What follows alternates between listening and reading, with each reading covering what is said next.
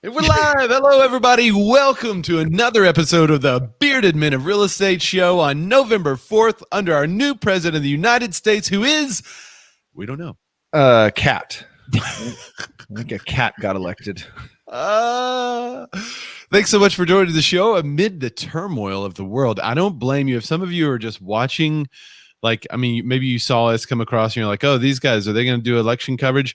Man, not really. There's way more important things, like what exactly is going on in the real estate market and how are your home values affected and what's going to happen with your home values in the future, or with the mortgage rates, or with everything else besides who the president's going to be.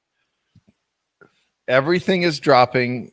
Everything is too high. There's not enough of this. There's too much of that. Everything's horrible and we're all going to die. Right. If you're joining us live, you can always comment on the show live.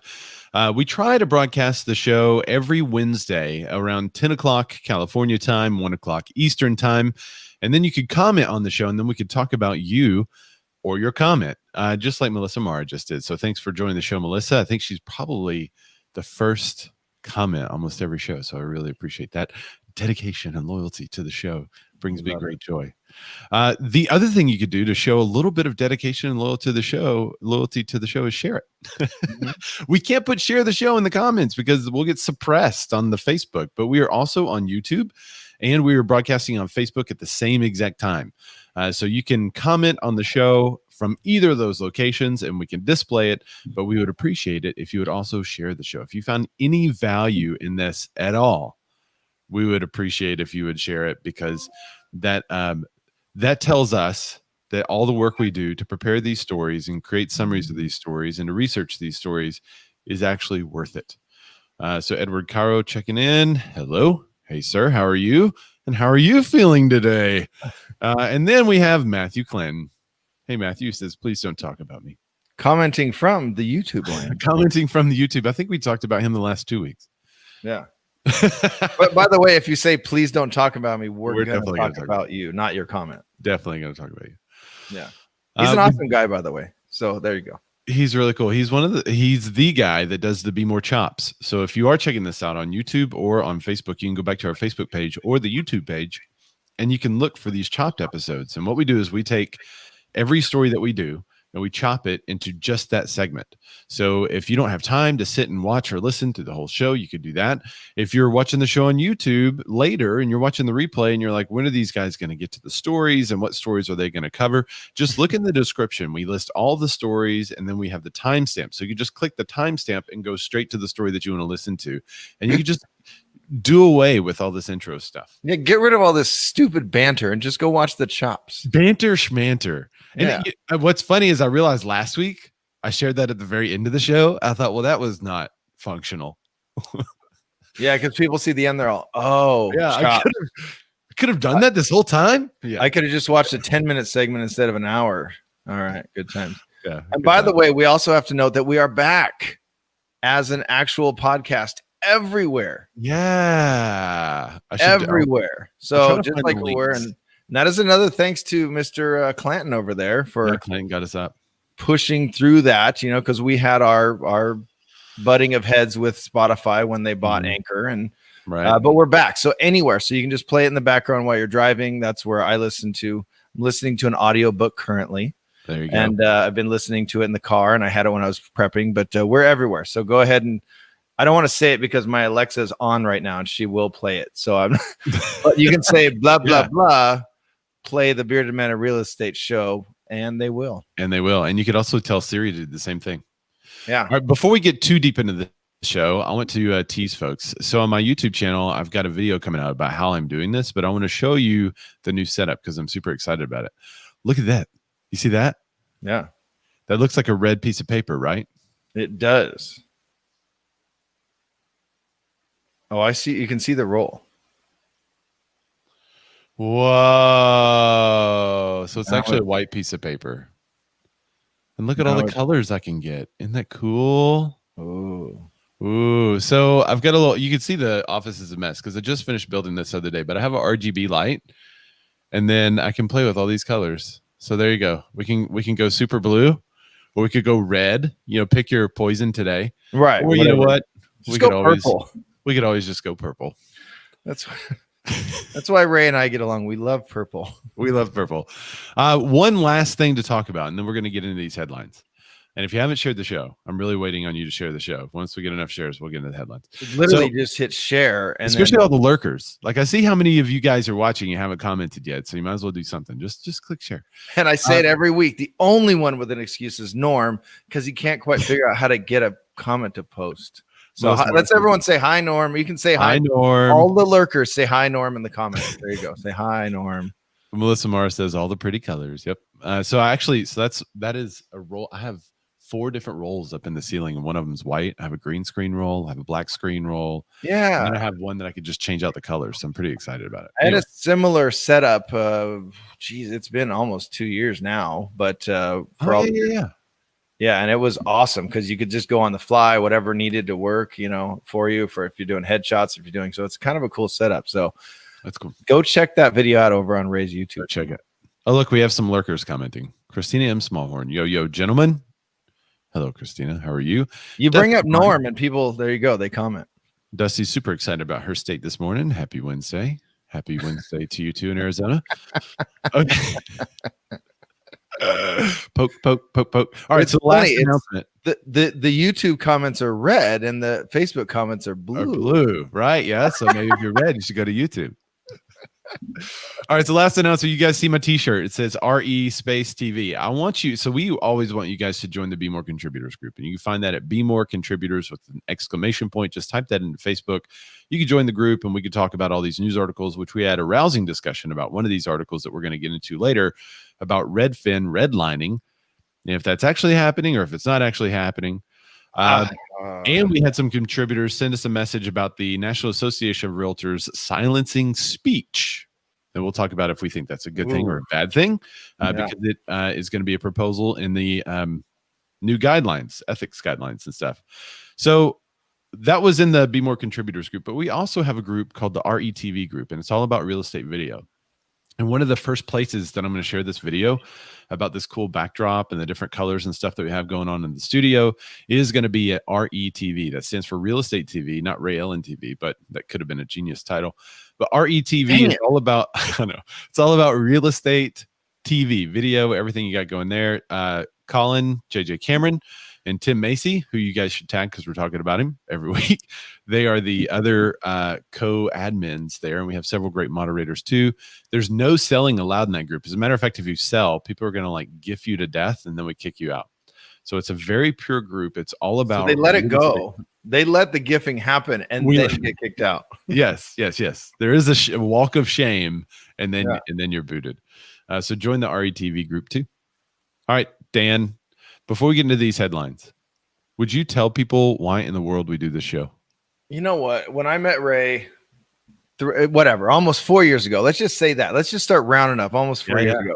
We go way back now, Ray and I do. Right. I had an idea for a show because I am, in fact, a bearded man of real estate. Right. And when I met Ray, I noticed something very, very interesting about him. Yes. What is that? He had never seen a turtle in real life. I have, actually. Okay, obviously Ray's seen I know who told you. But no, he actually had a format for the show. And it's the same format we use today. But what I also noticed about him is that he loves to give value up front, not only as an agent, but as a human. And I'm the same way. So the show is about being more as an agent, but also being more as a human. There you go. And we think part of being more as an agent and both being more as a human is being informed about what in the world is happening. Aside from all of the news coverage, I have to tell you that Dan did a great job helping me pull stories this week because it was hard finding stories this week. We try to update all of our stories on the morning of. We had about 2 or 3 coming into this morning, and it was difficult to find stories that mattered to you guys because so much of the focus was on the election. But our goal is not election coverage because you guys can get that elsewhere, and it doesn't really matter. It's going to be like days before we know that, right? So our goal is to give you the information that matters now so that you can give that to your clients now so that you can make some money, because I think that makes the biggest difference in your pocket. Yeah. Unless you work for Redfin, then you might have some issues coming up. Where's David? Is he still?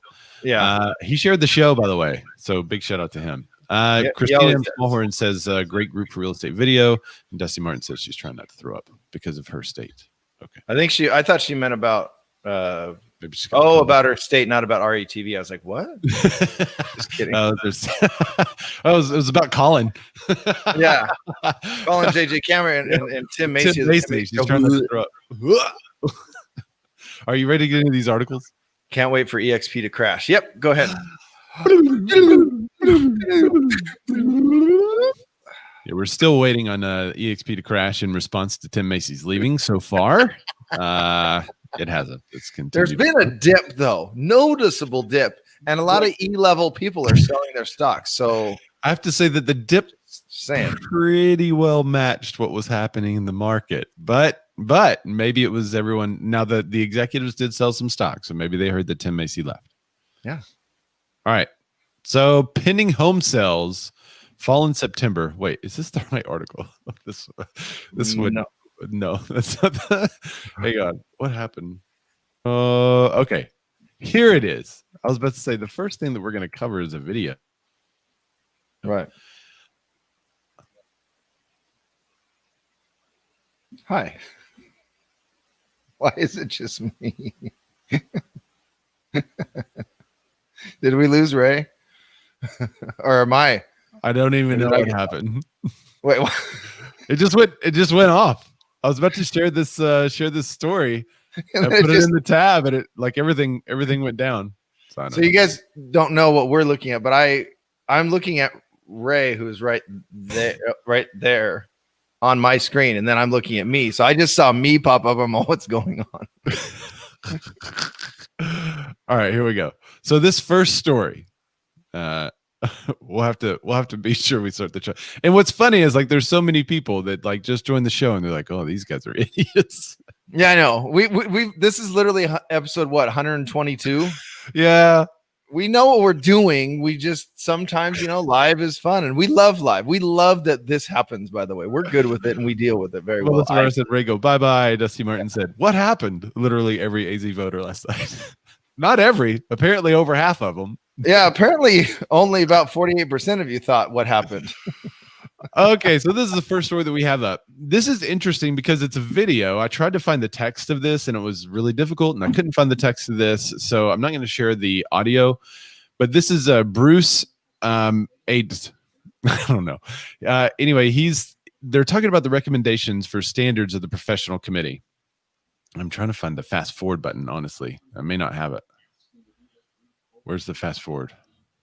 I don't have it. All right, so we're gonna have to wait until he gets to the section, and then I will pause it so that you can see the proposal. But basically, the National Association of Realtor is changing the standards that talk about ethics and how you deal with other people, specifically protected classes. And instead of just relying on your professional standards of practice, like exactly what you do, they are now adding text that will include what you say. And not what you say to one person, but what you say on your social media. Yeah, and not necessarily as a realtor. Like when you take off your realtor hat and talk about something else, they want to govern this essentially, right, Ray? Correct. And he makes this statement. Let me see if I can hear the exact statement he's making. It's pretty low audio. It restricts a realtor and any disciplinary action under the code to a realtor's real estate related activities. And the proposal is going to have the realtor be subject to disciplinary action under the code with respect to all of their activities. Oh. So that, all right. So brings up good points already. Wait, Joanna Holland's laughing at us failing. Okay. Thanks. Thank you, Joanna. Christian Harris says, so thought police, more like First Amendment infringement. All right. So yes and no. So the First Amendment applies that anyone can say whatever they want. But if you're a member of a company or professional organization, that you don't have the freedom of speech within that organization as representative of that organization. They can fire you or get rid of you for what you say. So yes, you can say whatever you want and you're free of any kind of criminal action for the most part. Right. But they could still fire you. And that's the big change. Right. Now I have to admit that every one of the examples, there was this video and there was one other video that the guy actually gives like real life examples. So it has the disclaimer, and we're not going to say that here, but like these are actual offensive phrases that I'm going to say. Every one of those phrases that he said, we would fire an agent who said that for our company. They are abhorrent. They are horrible. Not one was like, well, maybe. No, they were all really, really bad. Right. And I think almost everyone would agree that realtors as a whole need to raise the standard. 100%. Right. In every aspect, who we are as people and who we are as agents. And we all think that's a good thing. I think as realtors don't think that anyone that's a racist or a self-proclaimed racist would be a good addition to the realtor name or organization, even if they practice real estate in a way that is non-offensive or not racist or not, even if their practice of real estate is fine, if them as people are coming out and saying these egregious things, and like I said, they gave real world examples of some realtors that have said some things, and I think we would all say those people don't need to be realtors anymore. They don't need to be associated with our professional organization because they are not professional, and their beliefs inside them would lead to actions of racism, bigotry, homophobia, et cetera, right? Right. And now that's currently how we sit. That's just a blanket, but and Ray is a broker. So if these things came of light, if these complaints came up, in an instant fired, because they're under your umbrella, you can let them go. They're not acting in line with what Pixel Properties represents. And that goes along with being a realtor. That goes along with, anywhere. If you work for Google, if you work for, Walmart or whatever, if your actions do not represent or misrepresent what they stand for and how they believe you should be holding yourself, they can fire you. Right. And we would, because we also have an agreement with those agents that holds them to a higher professional standard in doing business and outside of business. And so we ask them, hey, kitty, we ask them, the audio listeners are like, what? Yeah.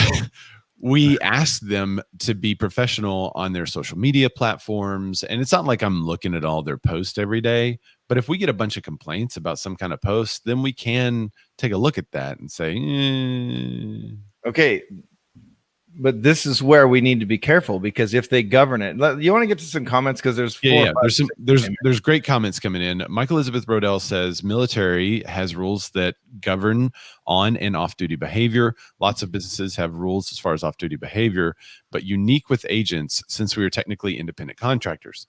Now we are independent contractors, but we've all agreed to a membership with this professional organization. Right. And under my brokerage, I'm protected because I pay my dues and E&O insurance and all that stuff. Yeah. So still, I am an independent contractor. I make my own hours. I work my business. I promote myself the way I want to promote. But I still represent RE/MAX Empire Properties and RE/MAX as a brand. Right. And if Dan did something that didn't line up with Adam or Nick, then they could fire him. Yeah. Well, that's why I have him on the show. So I get a little leeway, because it's like, hey, you guys are on the show. So Craig, hey man, thanks for watching the show. I haven't seen you in a long time. Craig says NAR's membership would be decimated if local boards were not the owner of the MLS systems. Okay, so he brings up a good point along with Dusty. So I'm gonna get both their comments, and then we can. Dusty said, I think where the problem is, looking at things long term, the NAR has constructed a monopoly in conjunction with the MLS services around the country. Mm-hmm. So while yes, they could kick someone out of their club and prohibit them from earning a living, since it's almost impossible to sell residential real estate without an NAR membership. So yes, so what you're saying is someone can still practice real estate. They could still spout racism and keep a real estate agent's license and practice real estate, but they can no longer be a part of REALTOR. But the problem that Dusty says is that realtors all have this multiple listing service and are working together to list these properties on the multiple listing service, and it creates a monopoly that someone who is a real estate agent who wants to exercise their racist freedom of speech, they can now not participate in the business of which they are licensed for.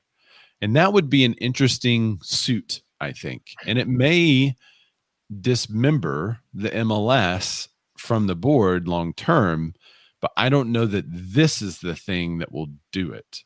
Well, yeah, there's a lot of things that'll right. This may not be the one, but this one is the slipperiest of slopes. Right. Christian Harris brings up a good point. He says NAR doesn't have the teeth for their code of ethics. They are a special interest lobbying group, not a regular body. Not that I think it's okay to be a horrible person and say terrible things. Right. I love that. That's the disclaimer that nobody in our audience has to give. We understand that you're not racist or terrible, right? But this issue of taking away the right to say something terrible, is that okay? Well, within an organization in which we all agree, and this is why it's a proposal, because we all have to vote on it and agree to it, or our representatives have to vote on it and agree to it. And if they do, then we all as realtors agree that to be part of our club, you can't talk like that. And there's also something in this that makes it happen immediately. So immediately as this resolution is passed, it's enacted. There's no wait. Dusty Martin says, and what's worse, there are no standards for or barrier to anyone and everyone making claims, valid or otherwise.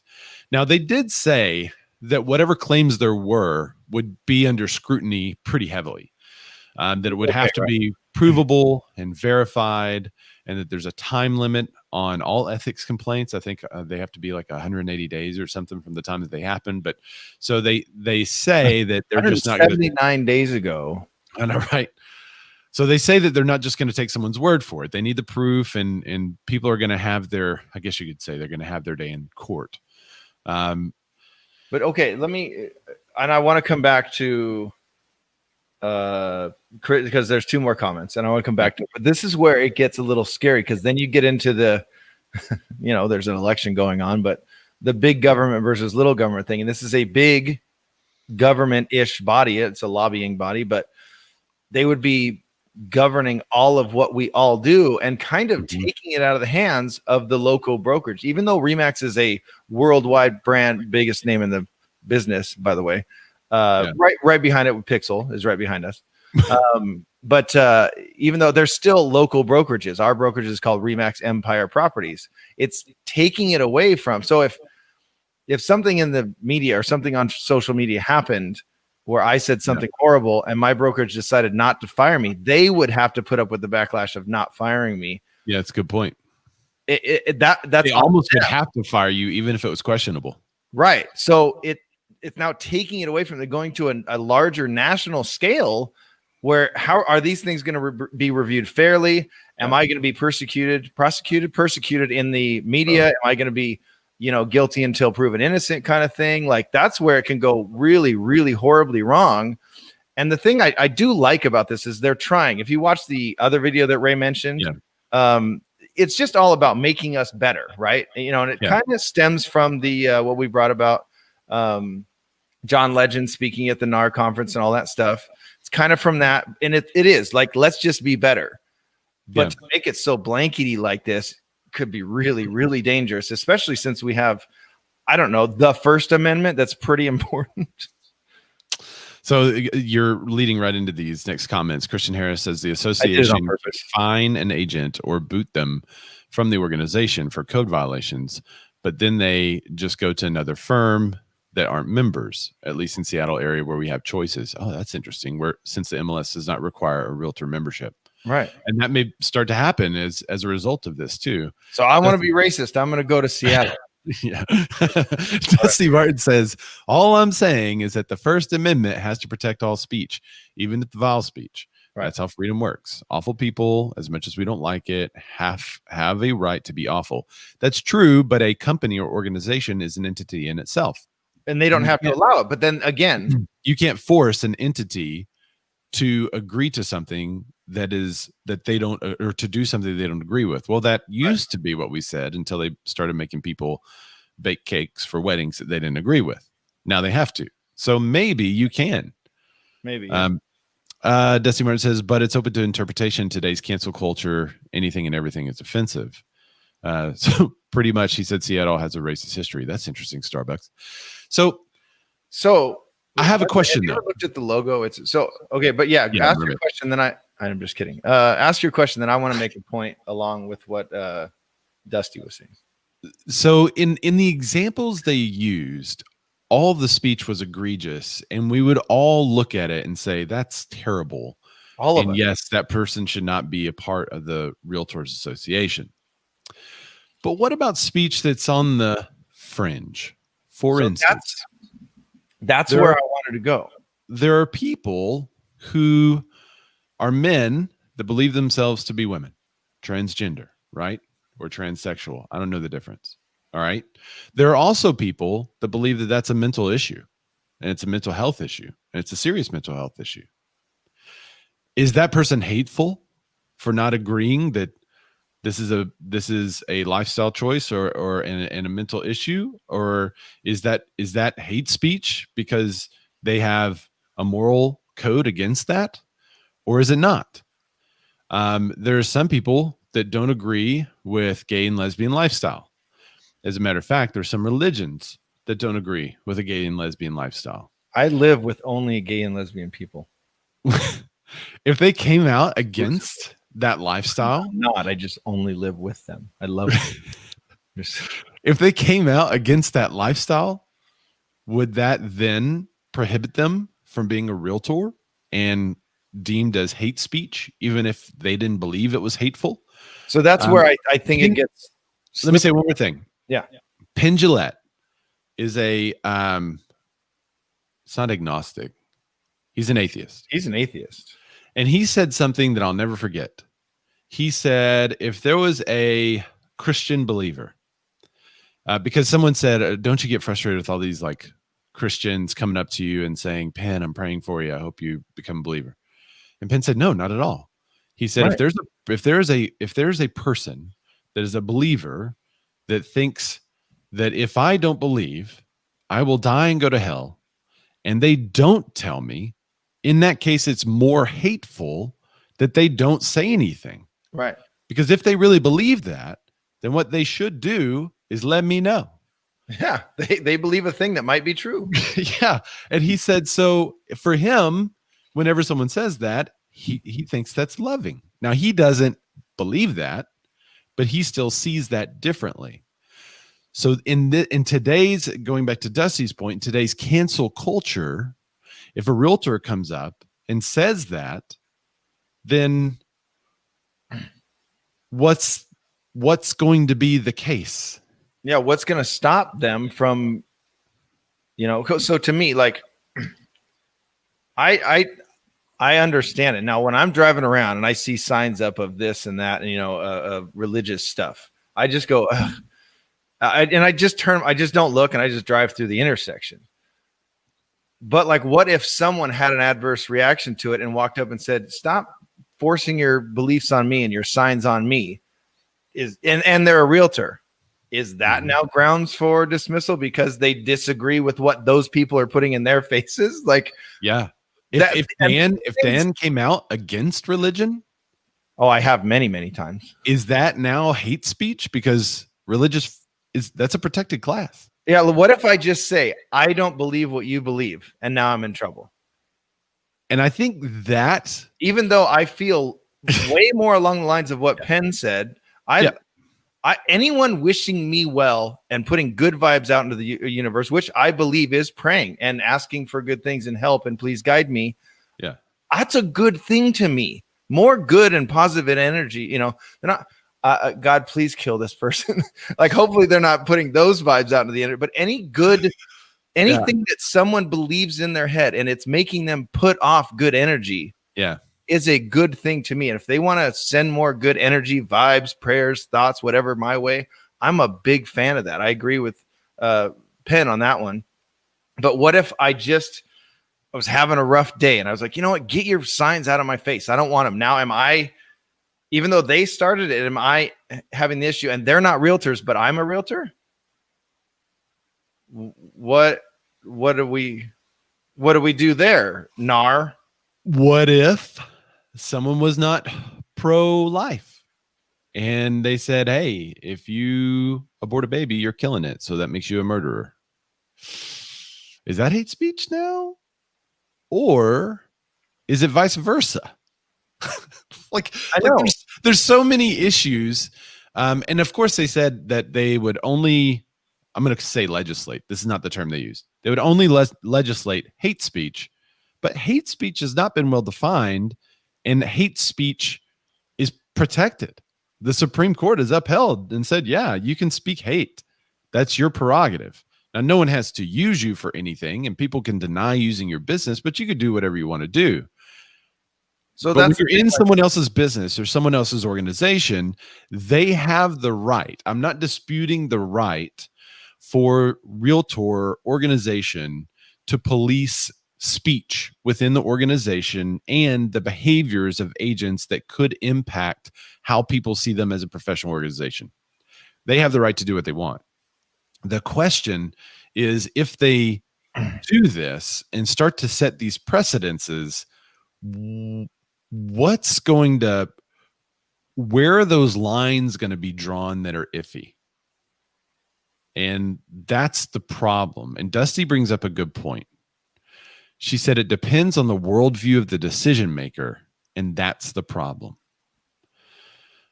Christian Harris, that's always the danger. Who decides what's offensive? If someone makes a pro-Trump post, would that be hate speech because others' interpretation of him being racist or whatever? Yeah. Yeah. And this is a pro-Biden post. Does that mean it's okay to smell children? I said that. Pete says, agree with me. Someone be upset about that and then get a realtor fired. Pete says, agree with me. Whichever way the wind is blowing today, or lose your livelihood. The wind blowing may well be farts. You must like it anyway. Okay, so Patrick Ellis is joining us. He's probably under a house or in an attic somewhere. He says, but still joining us. So that's right. He's a home inspector. He says 50 Shades of Gray area here. And one last comment, which I think is really important to get to. Dusty, when we were talking about Penn Jillette, says, no, he's agnostic. Also, fun fact, he spit a bullet shell into my hand once in Vegas. Which that's obviously pre-Rona. Dusty says exactly.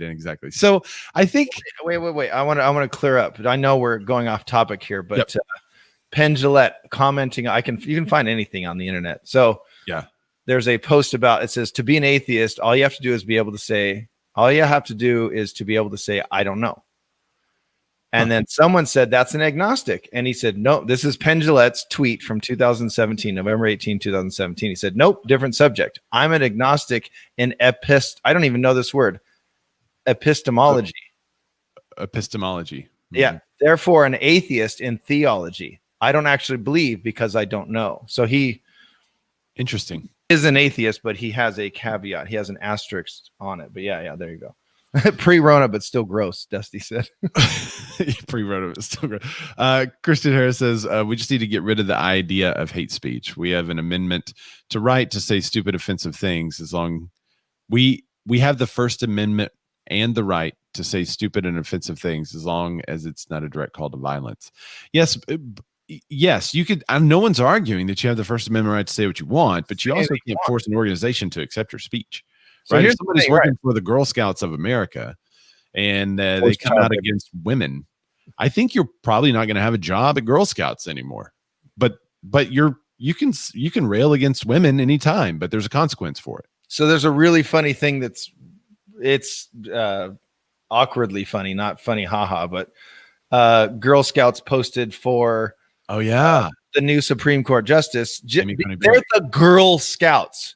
Yeah, hey, great job. All it said was congrats. Everyone railed against them. What? You're supposed to be this. You're supposed to be that. And they're like, we're the Girl Scouts. Yep, they took it down. But instead, what they did is they took it down and they kind of apologized for it instead of just saying, "No, dude, we stand. We're supporting a woman that got a really cool job." Yeah, we're the Girl Scouts. This is our basic feature or our basic function, our main function as an organization, as an existence, is to make powerful, strong, confident women out of girls. and that happened. So congrats. And now, but it's the same thing with, I don't know. It's crazy to me. But so how I work is that if you can say anything you want to me, and I think a lot of the problems are the SJWs and the keyboard warriors and all the people feel free to say whatever they want and do whatever they want when they're typing, right?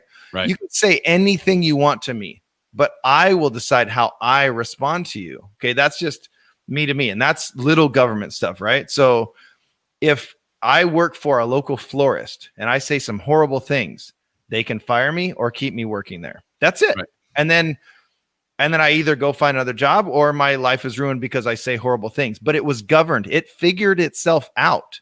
Right. It wasn't governed by some big body that some national outcry decided, right? Because, because I'm pro Trump or I'm pro Biden or I'm pro Jorgensen. It was real interesting. I kind of got there's a third candidate. What? What did you say? What? Joe Jorgensen. Yeah. I don't know him. Anyway. Yeah. Just J-O. So there was I was talking to a black friend of mine. I hate saying that because people are like, oh, you got black friends. I was talking to a black friend of mine and I asked him because he was talking about hate speech and stuff like that. And he was like, yeah, you just need to get rid of it. A business shouldn't be able to say, they hate black people or whatever. And I said, well, do you mind supporting a business that hates black people? And he was like, no, I don't want to do that. And I said, well, wouldn't you want him to come out and say like, so that so that you could use someone else? And then you just don't go there. And he cracked his head. He was like, oh, yeah, how would you know? I said, right. Like, I don't want to use anybody that's a member of the KKK and they cover up their faces and stuff. But if a business says something racist, I don't want to use them. But if you say they can't say anything about be racist, then I don't know to not use them. Now, at the same time, we both agreed, of course, that you should not have racist practices or do anything within your business that's different. So we were talking about that kind of as a separate issue, but it was just kind of an interesting thought. Like if you suppress this speech, then you don't know who's saying it, but yet those people are still in your organization and it's harder to find when they're not overt. Right. If they're not using their First Amendment right, then you don't know. And I'd rather just go, oh, well, like, so you kind of mentioned the instance where they didn't want to make a cake for a gay couple. Like, right. I throw that all over the news and I just won't go there, but like force them to do something. Maybe that's against their beliefs. Doesn't that go against our Constitution? I mean, I don't know. That's where it should just be, you vote with your wallet kind of thing. Like, okay, I don't want to go there anymore. And I support all people and I love all humans. So I'll just go to a different bakery and I might ask them, hey, can you make me a blue cake for my gay friends? Yeah. I don't know. It just should, again, like I said in my other example, it will iron itself out and it'll police itself kind of thing, Yeah. Christian Harris says, yes, Dan, let the market dictate the consequences of people's speech and who and what they choose to support and align with. But they still get to say and do whatever they want, except for Nazis. Then we can punch them in the face. That's fine. Dusty says Joe's a girl. I know, Dusty. It was a joke. We know. We're joking. Yeah. Michael Elizabeth Riddell says, I just keep my personal beliefs off social media, but I think the lines are blurred and it becomes easy to make it so that going to rallies or church becomes offensive. Ooh, good point. What if somebody does go to a rally? Church, but not because people like to go there, but because it's always the biggest building in the neighborhood. He's always the nicest one. Yeah. Pete said that's how we get segregation, self-selection, which is a big no-no. Yeah, that's true. That's a good point. So, all right. So I think it's an interesting thing that they're proposing. It is policy statement number 29. It is an edit to that. And there's another policy statement in addition to that that talks about the disciplinary actions that are taken. Look it up. Be sure I guess there's a way to vote. I don't really know anything about politics as far as all that goes. So Ryan Bokros could probably tell us what would happen. But take a look at it. All of your activities are now going to be monitored by the National Association of Realtors. For the most part, 99.99% of you are going to be totally fine because we know you guys are professionals and not racist and anti-Semites, et cetera, et cetera. But for the one or two cases in which someone has a moral difference in something that is now accepted in our culture, what is going to happen? And I think that is the bigger question that needs to be answered before it's just passed willy-nilly. Along that blurry line, that's the blurry line. Just is a pro-Trump post racist? Is a pro-Trump post that? Is a pro-Biden post that? Is it, it's all up to interpretation. If I made a post about how a transgender weightlifter who's a male broke the women's deadlifting record, and how I thought maybe that's not right. Is that a hateful post? Have you guys read about the transgender rugby player? No. There's also transgender MMA fighters. That's all kinds of dangerous. Right. So, that's where I think we got to go back to small town mentality. Just have your conversations with your friends and, stay off Facebook. Is that what you're saying? Stay off of Facebook.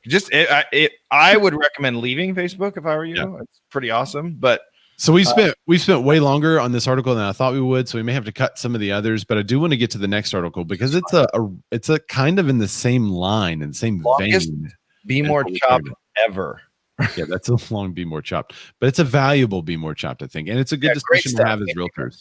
We all agree we need to raise the bar. We need to raise the professional standard. We need to get people like that out of the organization. But I think there needs to be a better definition to what they would enforce and what they wouldn't enforce. I know, but I don't want to keep going on this, but that even goes great. When these words, like the 7 deadly words, these words you can't say, but then someone's like, okay, well, I'll say this then. I don't know, whatever. Anyway. All right. Next up, Redfin's redlining. What? Yeah. All right. So let's go back up. Okay. So this one might be a long one as well. And I literally have 80,000 windows open right now. I have, because we have a lot of hot button. Like I said, we may need to, I'm going to try to minimize this a little bit so I can still have you guys up in the background. Let me just do some live editing real quick here. Sorry, my bad. All right, cool. So now I can kind of see because every now and then something happens. Okay, so the National Fair Housing Alliance and 9 other housing organizations filed a lawsuit against Redfin on October 28th. So this article is from last Friday, accusing the online brokerage of racial discrimination and favoritism towards predominantly white neighborhoods. This is a quote from the lawsuit itself. Redfin redlines communities of color in this digital age by setting minimum home listing prices in each housing market on its website, under which it will not offer any real estate brokerage services to buyers or sellers. It goes on to say these minimum price limits serve no legitimate purpose. Redfin's rules guarantee that it will receive a set minimum commission regardless of the price of the home. So, and it goes on to say, so I'll continue, but they do have a set, they have to pay these agents salaries and all the other people that work there. So the complaint also states that Redfin offers its brokerage services. Hold on. Sorry. Dan's got a button he has to click. Hey, you know what's interesting though? It went black this time instead of the colored bars. Well, that's just, I like to support all my friends. So every week I switch it. Sometimes it'll be black, sometimes it'll be all colors, sometimes it'll be pink, sometimes it'll be, anyway, the complaint also states that Redfin offers its brokerage service to buyers and sellers within a limited range of prices that already cover that. Okay, yes. Oh no, I didn't. Sorry. And claims that no matter what the price range is, Redfin is significantly more likely to offer its best available service to buyers and sellers of homes in predominantly white neighborhoods than buyers and sellers of homes in predominantly non-white neighborhoods. Okay, so now I want to note that quote has the ... in the middle of it. They took something out. So I don't know what it was. I just wanted to put that disclaimer there. And if you want, where's this article from, Ray? This one is from Housing Wire. Housing Wire. So if you want to go there, go to Housing Wire. You can see this for yourselves. So in a response, and this is an email to all of the employees, Redfin CEO Glenn Kelman acknowledged the lawsuit and said that Redfin complies with the Fair Housing Act. And then this is from his email, quote, which clearly supports a business's decisions to set the customers and areas it serves based on legitimate businesses, reasons such as price. Okay, so he's defending his, the businesses, their entities' right to do that, right? Yeah. Now that would differ, by the way, for realtors trying to advertise on Facebook. That's not what they have to do. They have to be more broad and more widespread with their advertising parameters, right? The lawsuit plaintiffs outlined differences in Redfin practices in 10 metropolitan areas between June 2018 and June 2020. The plaintiff, I've got those metros on the screen right now, though, so people. yeah. So I'm not going to hit all those, but you can read these, or you can go to Housing Wire because it does break down the differences, and this is where it kind of becomes a little bit alarming. The plaintiffs list several of the disparities they found with this analysis as examples. So the two main ones I wanted to read are in June 2020, Redfin did not offer brokerage services to buyers and sellers in Detroit, a predominantly non-white area, unless the home met a minimum price threshold of $700,000. Elsewhere in the rest of Wayne County, which is predominantly white, Redfin offered its brokerage services to buyers and sellers of homes beginning at a listing price of $250,000. So that's a big difference right there. It's so, I don't know. That's a big difference there. So also in June, the complaint claims that Redfin did not offer its brokerage services and the associated discounts to buyers and sellers of homes in the city of Chicago, a predominantly non-white area, unless the home met a minimum price threshold of $400,000. But in DuPage County, a predominantly white area, Redfin offered its services to buyers and sellers of homes that met a minimum price threshold of $275,000. Now, this is, to me, this is the difference that gets them in hot water. Because if you just look at this on the face, and if you look at the article on the face, it sounds like there's absolutely no case, because we all make business decisions of where to sell and where not to sell based on how much money it would cost us to sell in this area versus how much money it would cost us to sell a house in this area. And well, it's only work $1 million neighborhoods. That's right. It. Right. They're not basing it on race. They're basing it on, I want to sell $1 million homes. And they will sell $1 million home anywhere that it's located within their area. And that's the problem, is that they're saying it's like if somebody says, okay, in this minority neighborhood, I'll sell a house if it's 700,000 plus, but over here with all the white people, I can go down to 200. That's the part that you're like, whoa, wait a minute. That's where I went, what? Yeah. Well, literally, when I looked at this on the face, I was like, yeah, there's no case here, which I think Pete just said. He says, as much as I dislike Redfin and their outright lies in their marketing, teeny tiny asterisks, I think the lawsuit is complete, utter BS. When everything is racist, nothing is.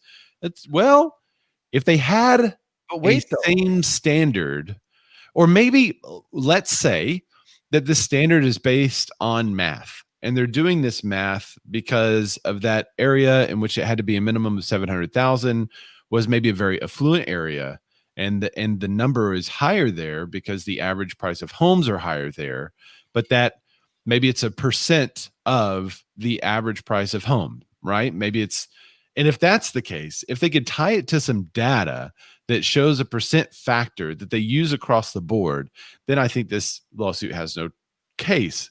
But that doesn't appear to be what's happening. And that's really interesting. Well, and so he goes on and he tries to defend it. So he said that Redfin's quote unquote challenge, and when I do the air quotes for the listeners at home, that's from his email. The challenge is that it doesn't know how to sell lower priced homes while paying agents and other staff a living wage, health insurance, and benefits. Okay, get that. Yep. But then why is it $275 in some neighborhoods and $700 in other ones? Yep. Why is it's not $275 and $325, right? It's right. That's a $300,000 difference. And then he said, this is why Redfin agents aren't always in low priced neighborhoods. The email said it's why Redfin doesn't serve many rural towns. But again, 700 versus 275 is a big discrepancy, my man. Yeah, it's a bad look.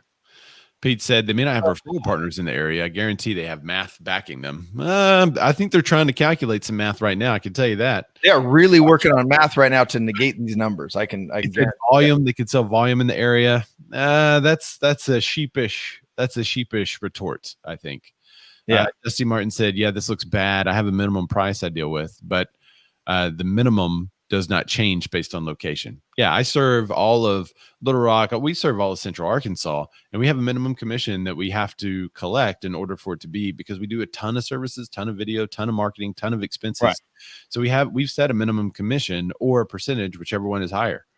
and that's what we take. So someone that has a $2,000 house, which there are some, they're probably not going to want to hire us because our minimum commission is more than the house or more than the property. So, and that's fine.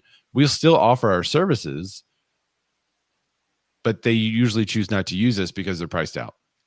Well, and it's also why I don't do, I know in other cities and states, rentals are much more lucrative, but for me, usually they offer $500 and it's kind of the same as taking a buyer out. So essentially in my mind, I'm taking my time away from a buyer that wants to push for their pre-approved. They want to go buy a home. They want to, get their little chunk of the American dream, whatever you want to call it.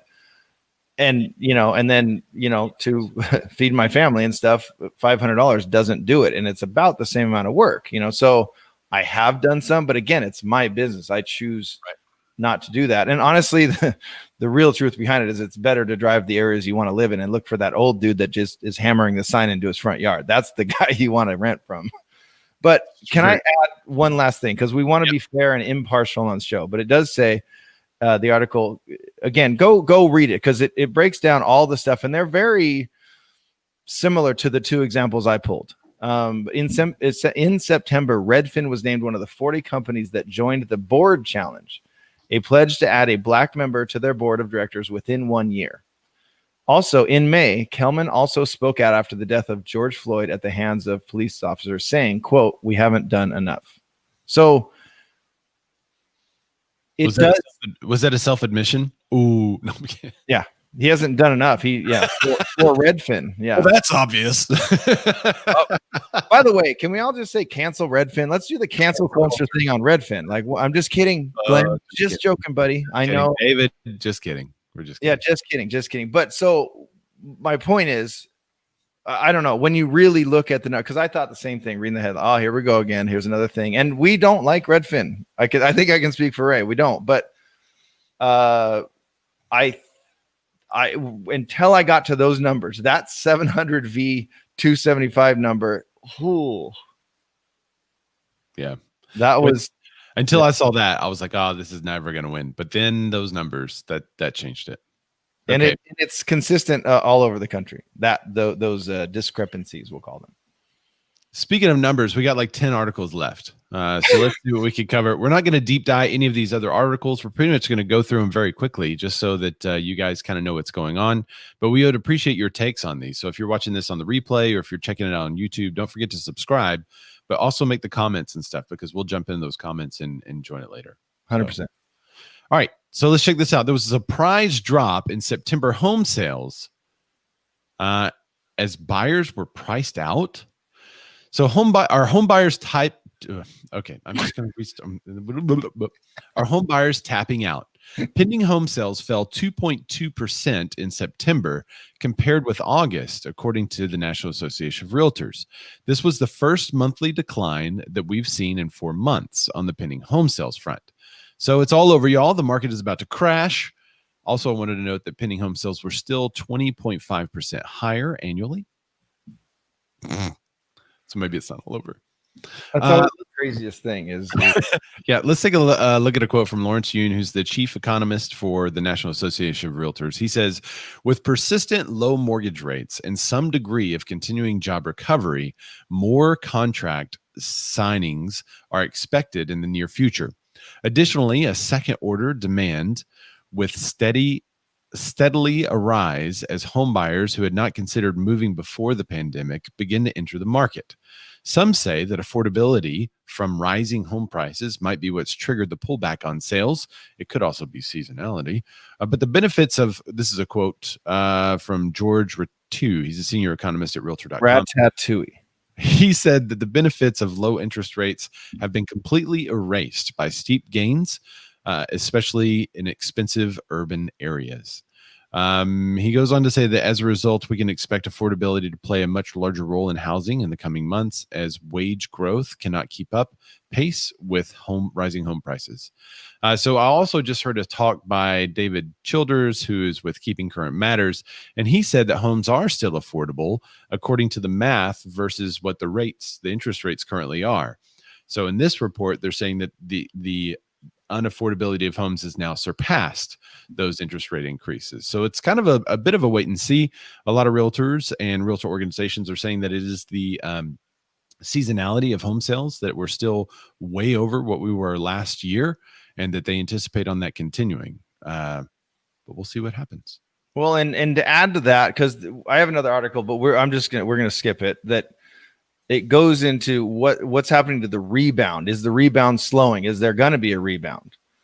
But the biggest thing to me, the biggest point that article makes is that we missed the hot or heating up spring. We missed that, right?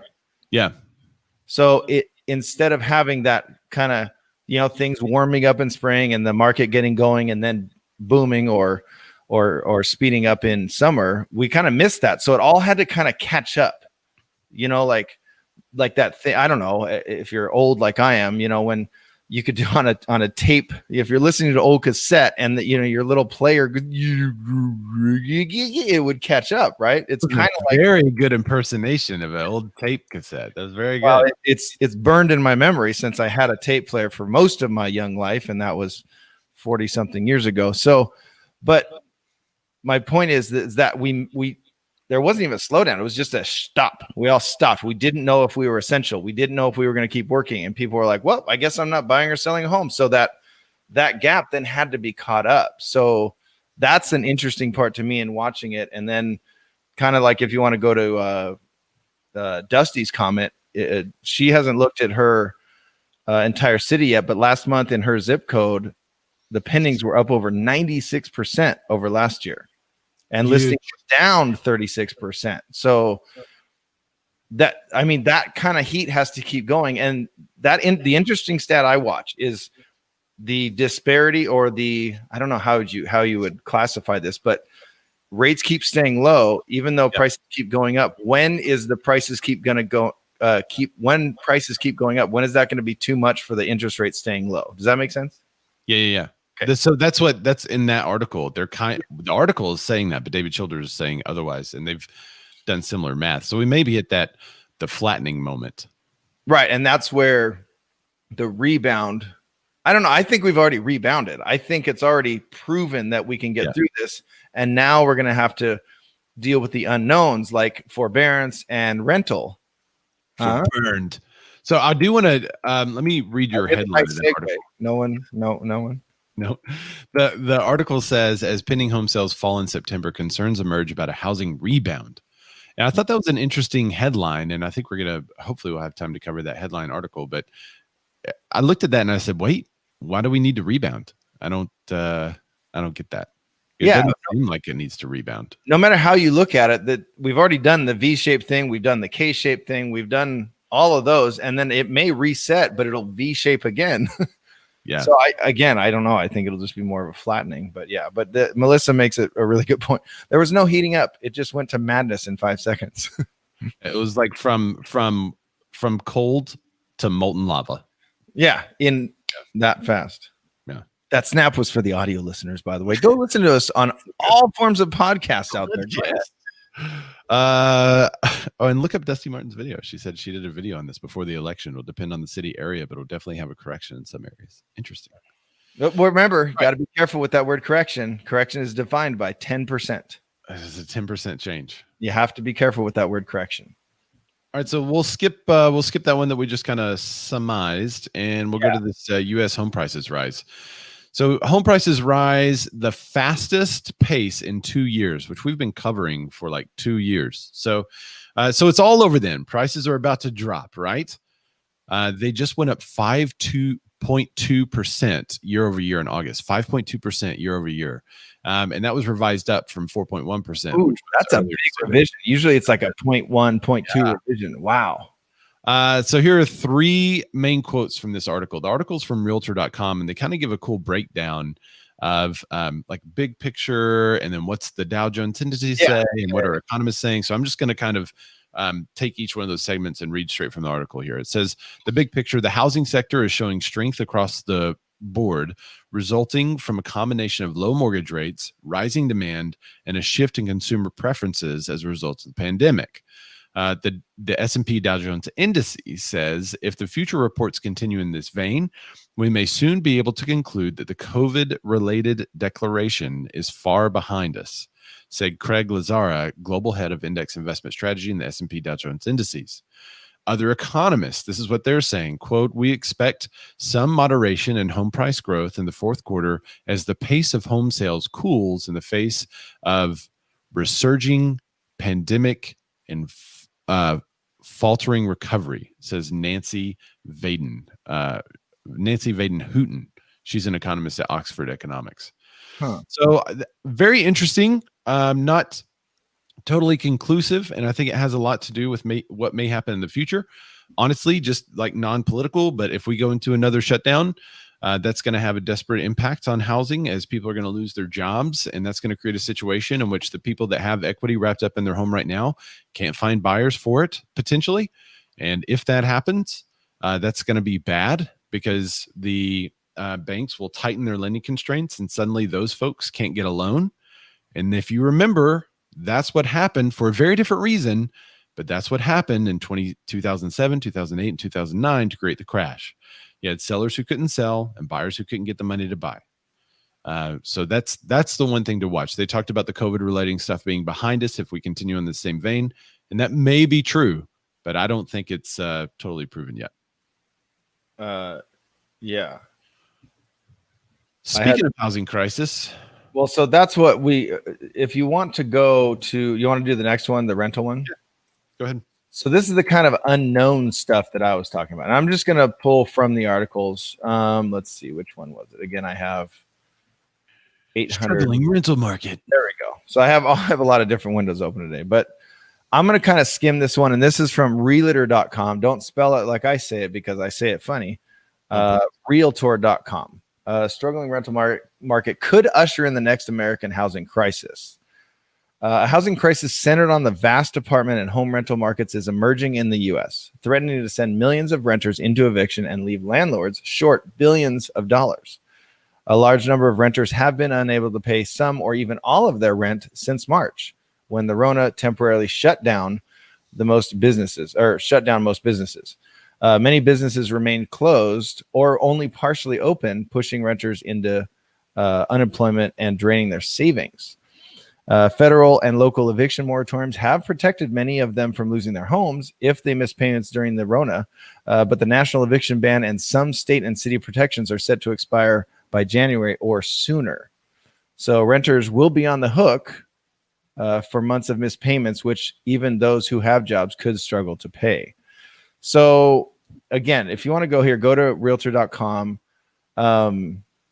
But here's where it gets really interesting. A study of unemployed workers released last week by the Federal Reserve Bank of Philadelphia, Philly in the house. I don't know why I did that. They calculated outstanding rent debt would reach $7.2 billion. That's a lot of money before the close of 2020. Moody's Analytics estimates that it could reach nearly $70 billion by year end if there is no additional stimulus spending. The economic research firm calculated that 12.8 million Americans would then owe an average of $5,400 from missed payments. So this is that kind of shadow unknown that we don't know about when you talk about, because we talk about forbearance, quite often, and it's going down, but it's still up with some originators. So did you want me to, you think I should hit the earnings department, the other one? No, you don't have to. I was just going to say that we have two articles that kind of talk about this from different angles, but it's very similar how they talk about it. So CNBC talks about earnings for apartment owners show the pain of urban flight. Yeah. And it's kind of talking about the sales of apartments and areas that do the sales of apartments. You're also talking about the rentals and how that's different though. That's a different angle, meaning people are just leaving, not necessarily they can't afford their rent. They're leaving and doing the urban flight thing and going and finding another rental in, say, Little Rock, Arkansas, where they can work there, but telecommute to Southern California, or even buying for what they could be in that apartment for renting, or what they could have bought. They could buy a castle in Arkansas. Probably 2 or 3 houses. Yeah. Yeah. So I think there's a couple of different ways to look at the information, but one important note, I think, is that you have basically you have all these people that are sitting in rentals that may not be able to pay because they still don't have their job. And one of the things we talked about when the corona pandemic first happened is that we thought that the pandemic would impact those at the lower wage category more. And everyone was talking about how housing would crash. And me and you, Dan, talked about how a lot of those people in the lower wage category aren't homeowners, they're renters. And we said, watch investors, because the biggest opportunity may be in taking over investments that have failed and will resurge after the pandemic and the virus is over and the economy makes a full recovery. And so they right can, now they're a big enough investor, they can just hold it in their portfolio. Right. Right now we're sitting at about 7.9% in employment. If that continues, if we don't have any more government shutdowns, I hope you guys voted, then we should make a full recovery and go back to full employment, which is somewhere around 4 to 6%. October of 2009, we were at over 10% unemployment. So we're nowhere near what we were at that time. So, all right, we'll move on to the next topic. I know we're not getting to all your comments, but I think I appreciate your comments. We just don't have time to get to them because we spent so long on the first two. Which one do you want to go to? We still have 4 or 5 left, but they're not all, jumbo and FHA mortgage rates. They set records. Yeah, let's hit the jumbo and then let's talk about the doom and gloom.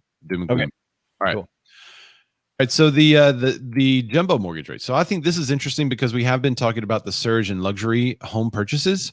Yeah. And the jumbo FHA has lowered their rates, but there's also lower rates for homes with payment assistance. So that drove an increase in mortgage demand, with the application volume going up 3.8% compared to the previous week. So demand was mainly caused by the refinance activity, as it was up 6% or 88% annually. Refinance activity was up 88% annually. That's crazy. Wow. So potential home buyers are still not as anxious to take advantage of the record low rates because applications to purchase had fallen again 1%, which means I think that's the 5th straight week, if I'm not mistaken. I may be off on that. We'll have to go more listings still. 5th or 6th week. So it did fall 1%. Also, I just want to note that it's 25% higher annually. So here's a quote from Joel Kahn. He's an economist for the Mortgage Bankers Association. He said, after a solid stretch of purchase applications growth, activity decreased for the 5th time in 6 weeks, but has increased year over year for the 6th straight months. 2020 continues to be overall a strong year for the housing market as rates continue to be steady. So man, this is a total side note, but I love economists. Here's what's happening, and it's based on the numbers, and that's it. Yeah. No matter what article we're reading, when we ever get any of these quotes from these economists, it's here's the numbers and here's what I see happening, and then out. That's it. Speaking of out, I just went dark. Oh, you go hit your button. I got to plug in my thing. Ray. Oh, I see. So Ray has a new button he has to hit. It's not just Dan anymore. That's right. It looks kind of spooky. I mean, we're still kind of. I'm going to go full screen because I like the purple. Like the purple really shows up with that light off. It really does. Yeah. You guys listening on the podcast should really check out YouTube. It's really good. Do you want to go to the doom and gloom headlines? Yeah, go ahead. All right. So we kind of bring this up on the show quite a bit. I mean, I would argue to say every week. Every week we talk about go past the headlines, read your own, look for stats more than headlines, right? So this is from Logan Motoshami. He's at housingwire.com.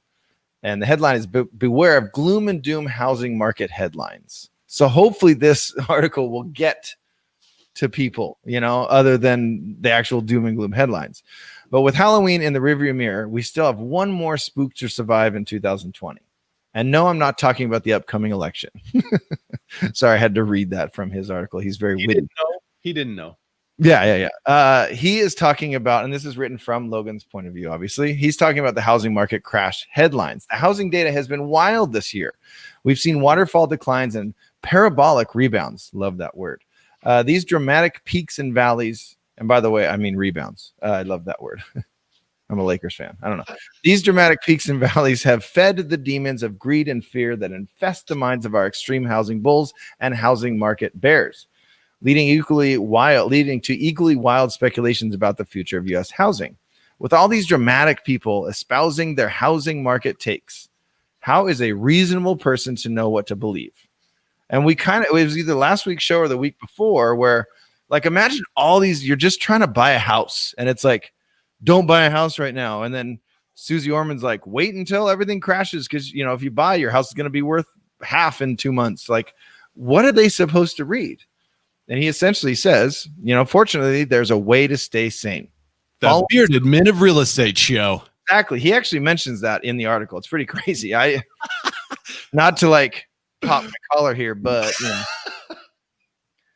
he actually wrote this article. He called me and then I called Ray and he said, can I write an article about you guys? We said, sure. So all the time. That's being sardonic if you guys didn't know that. But he said, fortunately, there's a way to stay sane.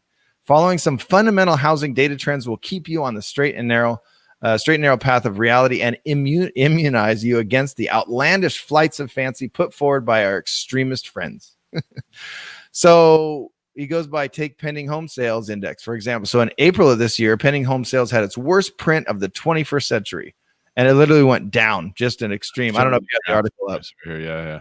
Yeah. Went extremely down. But 2 months ago, it was more than up above where it started after it stopped in April, which we know what happened in April. So this slight blip downward at the time, and it was a very quick downward. So when we look at the history of this, it's not this incredible crash that lasted for years.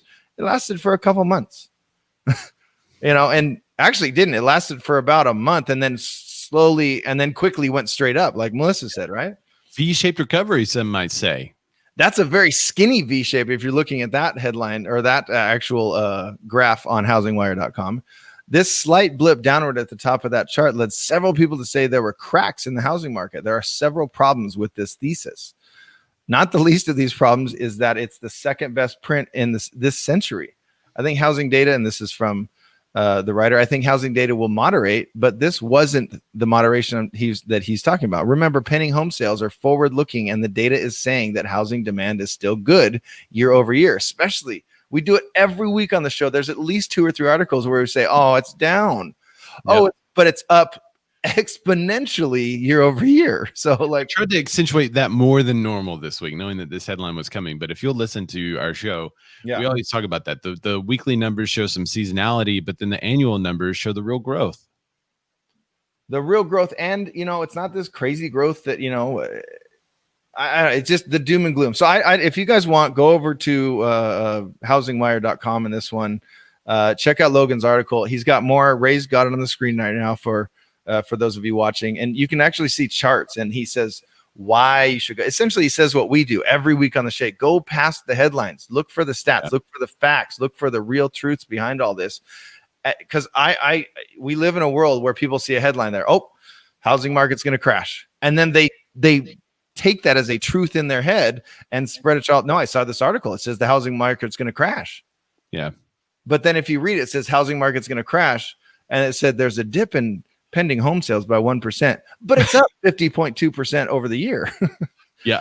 So it's just, so this is just an article mirroring what Ray and I do here on the show. And we've done for 122 episodes for the last 3 years. 122 episodes. And if you like our episodes, be sure to go to YouTube and subscribe. Because that subscriber count we look at and we celebrate every subscriber that we have, every little tick up in that number. We're like, hey! I do a shot for every new subscriber. So when we hit the thousands and the millions, it's gonna be a lot of shouts. But we also take a look at the comments on there too. So if you're commenting on the show or on the Be More Chops, we can jump into those comments and have the discussion with you in the future. So be sure to subscribe to that. Check out the podcast if you haven't already. You can just tell your I don't want to say it. I know. Wait, here, let me try the word. If you say the word Alexa, Echo, or computer, it all works.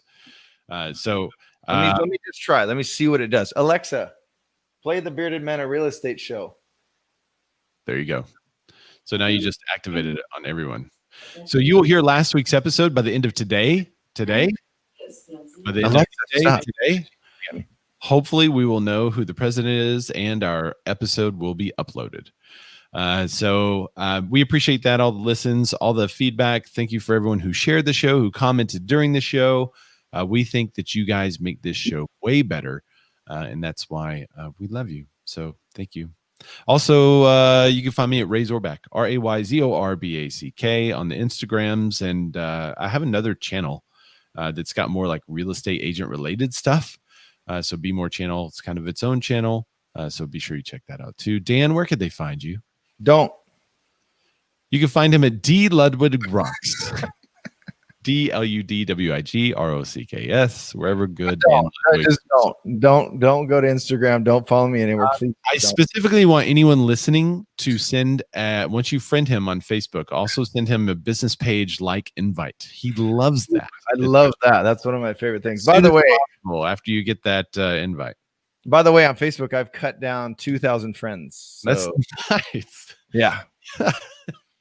So I'm taking I'm taking certain groups of friends and segmenting them. Sorry. Yeah. I'm going to get around this NAR decision however I can. No, that's not it. Oh, I'm kidding. I was just kidding. All right. Thanks everybody for watching the show. We'll see you guys next time. Go spread some love. We love you guys. Thank you so much. Bye. See you later. What?